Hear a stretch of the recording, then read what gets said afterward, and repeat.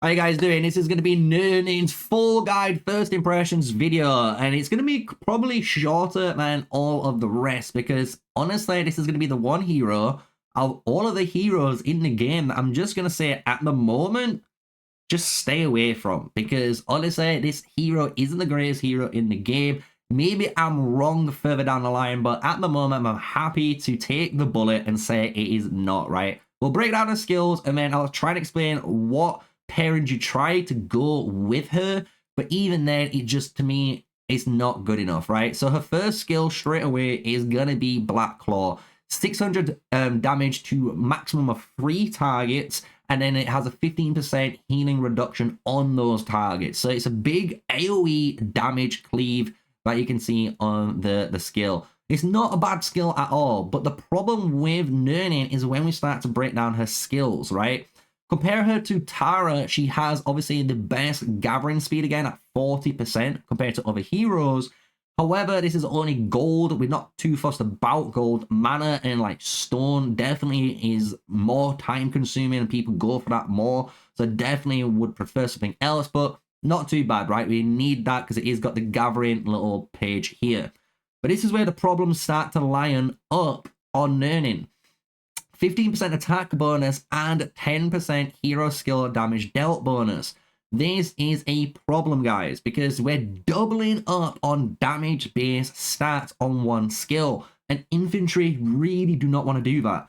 Infantry need to tank, guys. They need some sort of defense, HP, you name it. They need that stats to tank in the front line for your DPS in the back. So this is already an L on her. Then to follow up this second L in a line is Shadow Ambush. And as you've kind of seen, if you've watched my, first proper impressions of this hero with all of the heroes and stuff in patch 1.03, Shadow Ambush is just a really bad skill compared to one other skill in the game on another epic infantry hero.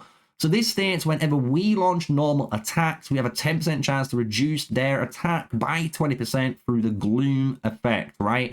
This is very similar, but just worse because we have the restriction where we need to attack. So if we're not attacking, this isn't proccing, it's just not good already. So we have to be in battle. Compare it to Bakar with Fearsome Roar. Whenever we get hit by a normal attack now, so if you're a mage, archer, you name it, from range, and we're running in, we have a chance to reduce their attack by 25%, which is already more, and you get a 20% chance of doing so, which is double, guys.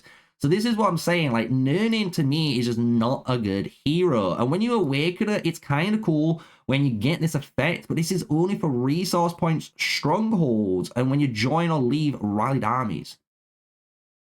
So unless this effect takes place in open field, it's just not a good skill. And I'm going to obviously double test this in the game when we get access to her awakening. But from the text here, it only states this effect lasts until her legion joins or leaves a rallied army or enters a stronghold or resource point. So this does not matter, right? So let's see how good she is going to be, right? Pairing wise, if you want to pair this hero, honestly, the only ways I would pair this hero is with some sort of defense. So if you want to go kind of aggressive, potentially, you might be looking at a hero like Madeline. Madeline's going to give you that 20% attack bonus, the shield, obviously the physical damage bonus, extra cap, and then more importantly, the stats that you need to make her tanky. And if you've got her awakened, you get that bonus resistance, which is really, really good.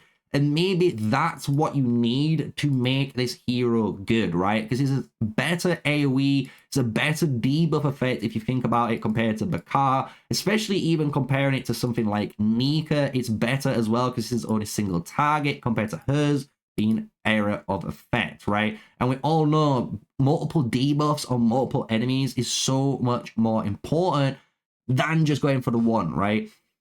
So, Naernin, I'd honestly love to hear, guys, your thoughts on this hero, because I'm not going to lie, there's not much to talk about with her. I'm honestly really sad that she's not as good as I think she is, right? And, I can try and justify using it in certain scenarios, maybe like with a fear, right? You could use fear to give her the shield again, increase the hero skill damage bonus. You're getting all of this, like, attack on her, which could potentially be really good for this hero. But again, it's just we've got really bad skills on this skill 4 and on this skill 3. I honestly wish they rework her as soon as possible if there's a dev watching this video, because for me as a free-to-play player, I would feel really lacklustered on this hero. You know, I really wanted to be excited like I was for Tara. Like, Tara was such a good hero design, super excited, could not wait to use her in my team, right?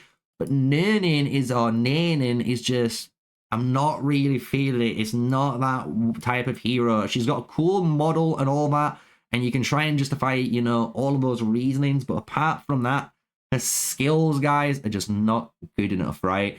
So I'd love to hear your thoughts on this hero. Like I said, this is going to be a lot shorter video compared to the other videos like I did on Tara and like I'm doing on Danfel and Mogro. So hope you guys have enjoyed so far, like my first real impressions, talk, and guide on these heroes. And obviously when we awaken them further down the line, we can do some real brute force testing with the T4 and T5 units we've got on our account, and tell you how good it is, how good she actually is for you. Is she going to be worth investing or not? So if you've enjoyed the video, smash like, comment, and subscribe. My name's MrSneakyy1 and online. And until the next one, stay safe, stay sneaky. Peace out.